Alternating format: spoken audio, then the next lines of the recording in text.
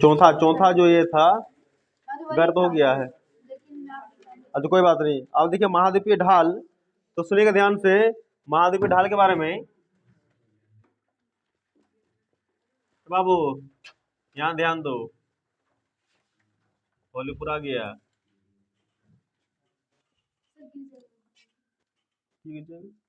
मदली है, पहले मदली भर्ती अंदर है, इसके बाद आएगा लवंत आएगा, बकाई नहीं ऐसा लाइन बाय लाइन सीक्वेंस में आएंगे, बकाई नहीं। जानते हो होली अभी भी पार किए आप, हम समझ रहे बात को, है ना। तो थोड़ा सुनिए यहाँ पर, देखिए महाद्वीपीय ढाल में कहा क्या है, जिसको कॉन्टिनेंटल स्लोप बोलते हैं हम लोग। इसमें कुछ कुछ बातें हैं जो आपको जाननी होगी महाद्वीपीय ढाल के बारे में, तो कृपया कर यहाँ ध्यान सुनिएगा तभी जान पाइएगा। ये महासागरीय ढाल करते क्या है, तो महासागरीय ढाल दो चीजों को आपस में जोड़ती हैं। पहला जो चीजें हैं वो है महाद्वीपीय बेसिन, इसको हम लिखाएंगे, इसी से लिख लीजिएगा महाद्वीपीय, या फिर महाद्वीप मत लिखिए, यहाँ पर महासागरीय बेसिन लिखिएगा, महासागरीय बेसिन, और साथ में महाद्वीपीय ढाल।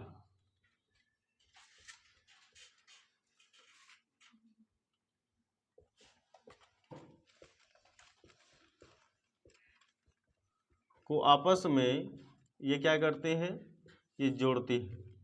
दूसरा जो पॉइंट इसका रहेगा वो यहाँ लिखा हुआ है दूसरा पॉइंट में, कि इसका जो प्रवणता, महाद्वीपीय ढाल की प्रवणता और गहराई दोनों अलग अलग होती है। तो महाद्वीपीय ढाल की प्रवणता 2 से 5 डिग्री तक होता है। अगर मैं इसकी गहराई की बात करूं तो इसकी गहराई होती है 200 से 3000 मीटर के बीच, 200 मीटर से लेकर 3000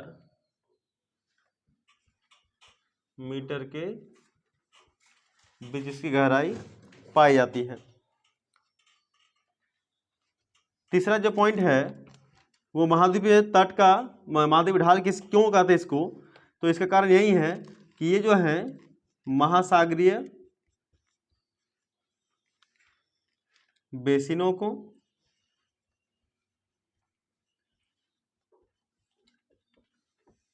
एवं महाद्वीपीय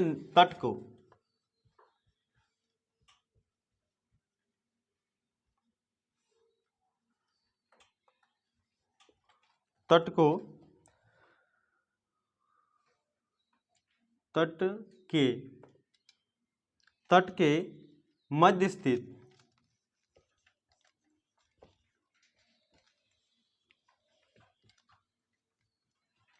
भाग को महाद्वीपीय ढाल कहते हैं। महाद्वीपीय ढाल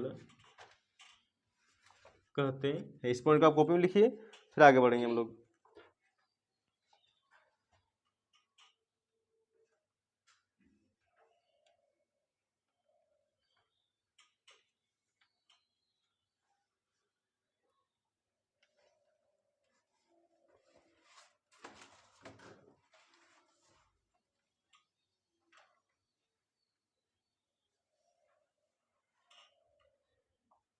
हो गया।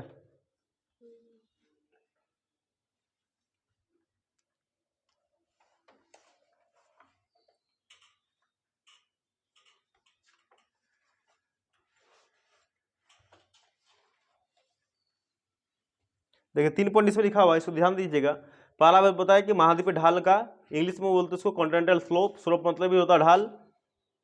पहला है महासागरीय बेसिन और महाद्वीपीय ढाल को आपस में ये जोड़ती हैं। दूसरा है महाद्वीपीय ढाल की प्रवणता और गहराई अलग अलग होती हैं। अगर ढाल की मैं प्रवणता की बात करूं तो डिग्री में होती है, जो 2 से 5 डिग्री, और गहराई की बात करूं तो 200 मीटर, या मीटर है, 200 मीटर से लेकर 3000 मीटर तक भी के बीच में इसकी गहराई हो सकती है महाद्वीपीय ढाल की। ढाल मतलब होता है स्लोप, नीचे, आपको पता है ढाल क्या होता है।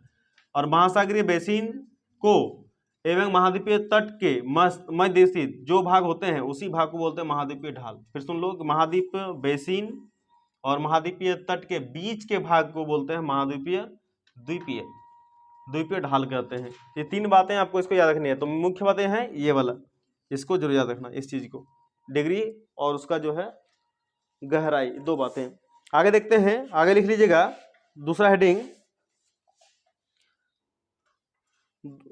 दूसरा मोबाइल चलाने में अजीब लगता है, स्पीड काम नहीं हो पाता है। जैसे वाला भी वो काम करेगा धाई धाई। क्या बोलता है विजय?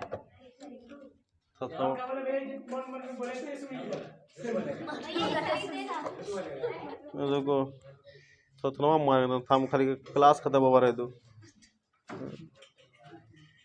बस जमीन जगह बीच देंगे, बीचे पर फोन वो दड़ाओ, तुम्हें दड़ाओ, तुम्हें दड़ाओ, दड़ाओ तुम्हें, अब तुम्हें दड़ाओ। ठीक है, अब चलते हैं महासागरीय जल की लवणता। महासागरीय जल की लवणता। चैप्टर बहुत लंबा दिन चल गया नहीं, इसको पूरा देंगे आज ही हम। जल की लवणता। देखिए लवणता मतलब सब जानते हैं कि लवणता मतलब क्या होता है। लवणता मतलब होता है नमकीन, खारा। आई बात समझो? तो समुद्र जल का या समुद्र का जल खारा होता है, ये सबको पता है। और ऐसा क्यों होता है? क्योंकि उनमें उपस्थित होती है लवणता, इसलिए होती है समुद्र जल खारा। कहते हैं इसका जो परिकलन होता है, परिकलन मतलब इसका जो मापन होता है। तो सबसे पहले ऐसे पॉइंट क्या लिखना है कि समुद्र का जल खारा होता है, खारा होता है। ऐसा उसमें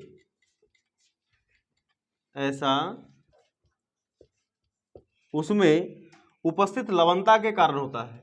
ऐसा उसमें उपस्थित लवणता,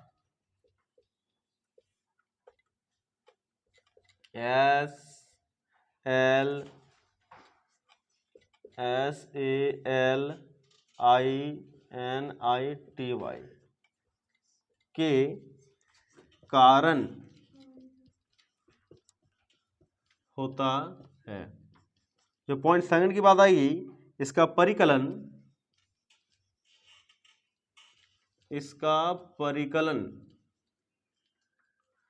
1000 ग्राम,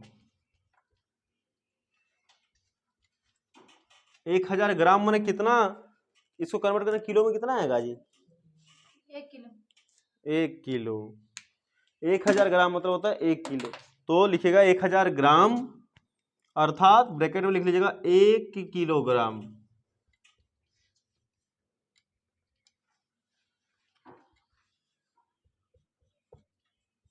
एक किलोग्राम समुद्री जल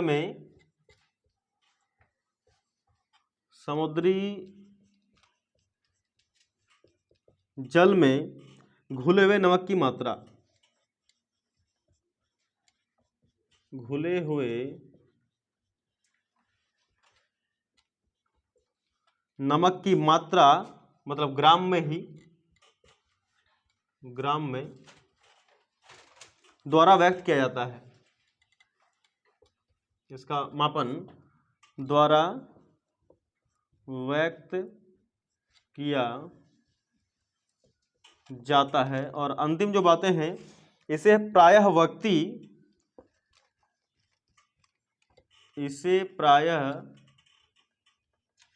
व्यक्ति 1000 ग्राम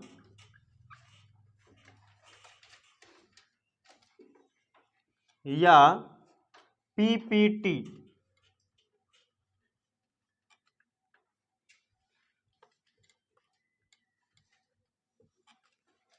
के रूप में भी व्यक्त करते हैं, के रूप में भी व्यक्त करते हैं।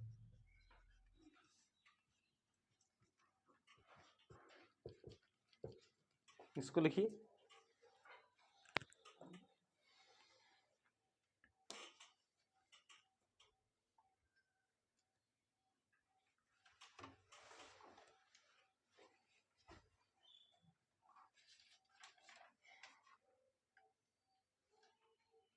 हो गई।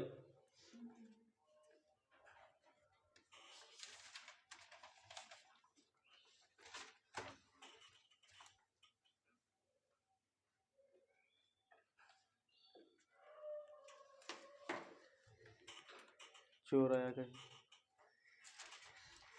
घोकरा कुत्ता मारे हैं, कोई ठीक नहीं बोलता है। चोर का 84 बुद्धि, एक बुद्धि आए लगाया होगा सुबह वाला। हो गया, चले आगे। देखिए यहां लिखा है महासागरीय जल में जो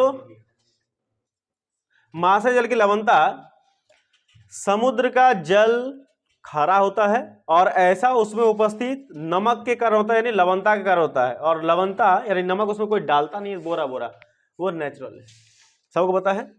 इसका जो परिकलन होता है, मापन मेजरमेंट, इसका जो परिकलन होता है वो 1000 ग्राम, और 1000 ग्राम को कन्वर्ट करें किलोग्राम में कितना हो जाएगा, 1 किलोग्राम। 1 किलोग्राम या 1000 ग्राम समुद्री जल में घुले हुए नमक की मात्रा में, यानी ग्राम में ही इसको जो क्या करते हैं, व्यक्त करते हैं। और प्रायः व्यक्ति इसको किस में दर्शाते हैं, 1000 ग्राम या पीपीटी के रूप में, ये सिंबल याद कर लीजिएगा, के रूप में इसको व्यक्त करते हैं। ये 3 बातें हैं महासागरीय जल के बारे में, इसको याद रख लीजिएगा। आगे चलते हैं कि महासागरीय जल की लवणता को प्रभावित करने वाला कारक क्या क्या है। मैं याद हूं, इसको मैं डिलीट कर दूं, हेडिंग डाल लो, हम लिखेंगे तब मत लिखिए। लिखिए महासागरीय जल की लवणता को, महासागरीय जल की लवणता को प्रभावित करने वाला कारक, महासागरीय जल की लवणता को प्रभावित करने वाले कारक। हेडिंग में क्या डालोगे कि महासागरीय जल को प्रभावित करने वाले कारक। तो पहला जो यहां है, कहते हैं इसमें पहला कारक नहीं है, पहले इसमें थोड़ा सा माहौल बना लीजिएगा। माहौल ये है इसमें कि विभिन्न स्थानों पर, लिखते चलिएगा आप लोग कृपया, समझाएंगे कि बार में हम, विभिन्न स्थानों पर विभिन्न मात्रा में लवणता, विभिन्न मात्रा में लवणता पाई जाती है, पाई जाती हैं। इसको प्रभावित करने वाले कारक, इसको प्रभावित करने वाले कारक निम्नलिखित हैं।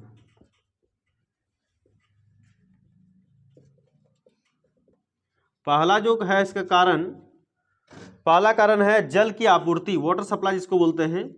जल की आपूर्ति क्या होता है, इसका मतलब कि ठंडे जल में गर्म जल की अपेक्षा, ठंडे जल में गर्म जल की अपेक्षा कम लवणता होती है।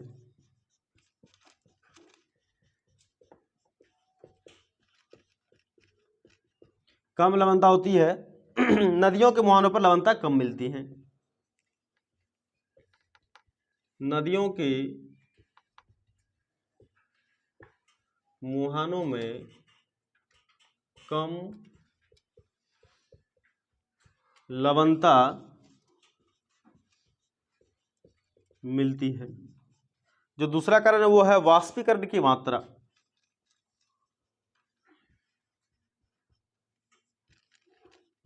नीचे दिख रहा है बोर्ड, वाष्पीकरण की मात्रा।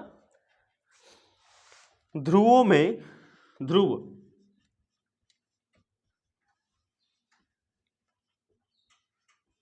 उच्च अक्षांशों पर कम,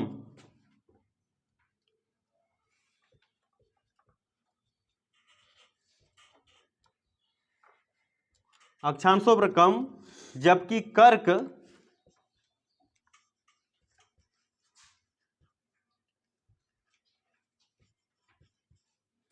एवं मकर वृत्त पर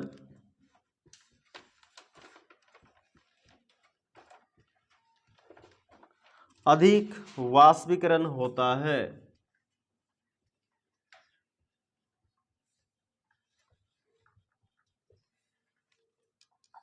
अधिक वाष्पीकरण होता है। जहां वाष्पीकरण अधिक होगा लवणता वहां अधिक होगी। याद रख लीजिएगा कि जहां वाष्पीकरण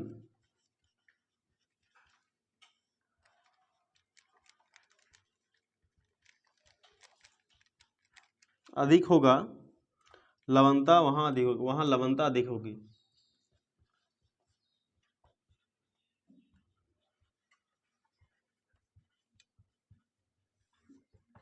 बस इसको लिख लीजिए, तब चलेंगे आगे। थोड़ा में बैठे लीजिए। ठीक है साहब। जल को प्रभावित करने वाले कारक सुनिए क्या है। इसमें बोलते हैं विभिन्न स्थानों पर, विभिन्न स्थान समझ गए, एक जगह पर नहीं, अलग अलग जगहों पर विभिन्न मात्रा में लवणता पाई जाती है। सभी चीज, खाली लवणता की बात नहीं है, सब जल की, जब मैंने पढ़ा था कि हमने क्या पढ़ा था जल के बारे में कि जल सभी जगह असमान रूप से वितरित है, लिखाए थे, पढ़ाए भी थे। उस तरह लवणता भी सभी जगहों पर एक जैसा नहीं पाई जाती है। इसको प्रभावित करने वाले कुछ कारक जिम्मेदार हैं जो आपके नीचे यहां लिखा गया है। सबसे पहला जो कारक है वो है जल की आपूर्ति। क्या कहा, ध्यान दीजिएगा इस पॉइंट पर कि ठंडा जल और गर्म जल। ठंडे जल में गर्म जल की अपेक्षा कम लवणता होती है। सुन लो फिर से, किसमें कम लवणता होती है? ठंडे जल में लवणता कैसे होगी? कम, और गर्म जल में लवणता ज्यादा होगी। इस बात को यहां लिखा गया है। इसीलिए नदियों के मुहानों में कम लवणता मिलती है, क्योंकि नदियों का जल होता है ठंडा, ठंडा पानी। उनके मुहानों पर यानी जहां से वो निकलते हैं वहां पर क्या होते हैं, कम लवणता पाए जाते हैं ठंडे जल के कारण। दूसरा वाष्पीकरण की मात्रा। यहाँ ये सब हम बहुत बार बताए हैं, ध्रुव किसे कहते हैं, अक्षांश किसे कहते हैं, कर्क रेखा, मकर रेखा बता के रखेगी नहीं, फिर भी पूछेंगे तो जवाब नहीं दे पाओगे, इसलिए नहीं पूछेंगे। यहाँ देखिए, ध्रुव में उच्च, अक्षांशों पर कम, जबकि कर्क एवं मकर वृत्त पर अधिक वाष्पीकरण होता है। वाष्पीकरण मतलब समझिए कोई नया चीज नहीं है, वाष्पीकरण मतलब पानी का भाप बनकर उड़ना, है कि नहीं, होता है।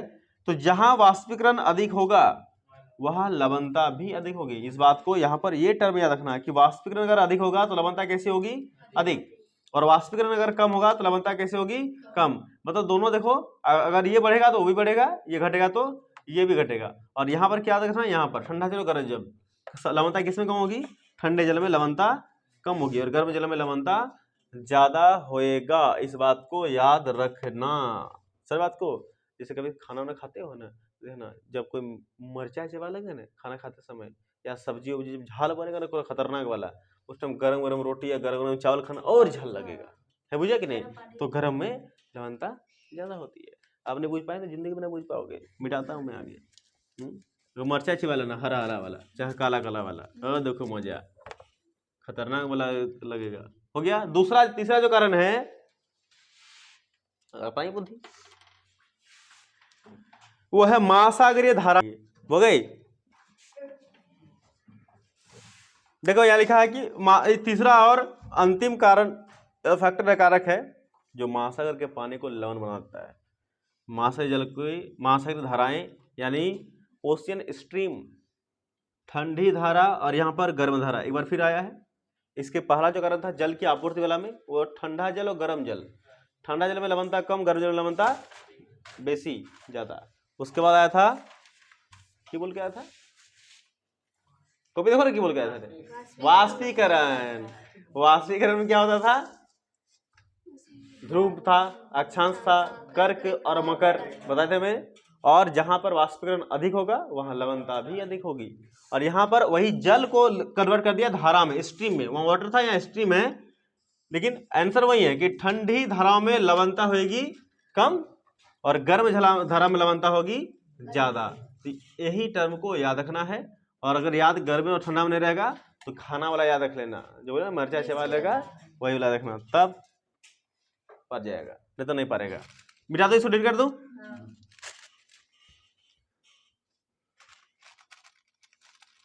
वो और कल कितना शादी था रही, 4 तारीख को, 12 तारीख को, खतरनाक वाला है। चलिए सुनिए,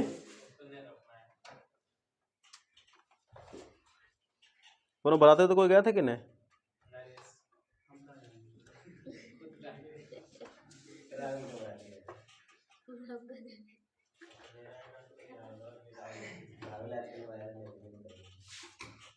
कौन? देखो, और अंतिम है, इसमें सुन लीजिएगा, अंतिम सुनिए कि महासागर के तापमान वितरण को प्रभावित करने वाले कारक। ये अंतिम है आज का, दूसरी किताब पढ़ेंगे फिर। महासागर या महासागरों के तापमान को प्रभावित को तापमान या फिर महासागर के तापमान वितरण को लिख लीजिएगा, वितरण को प्रभावित करने वाले कारक।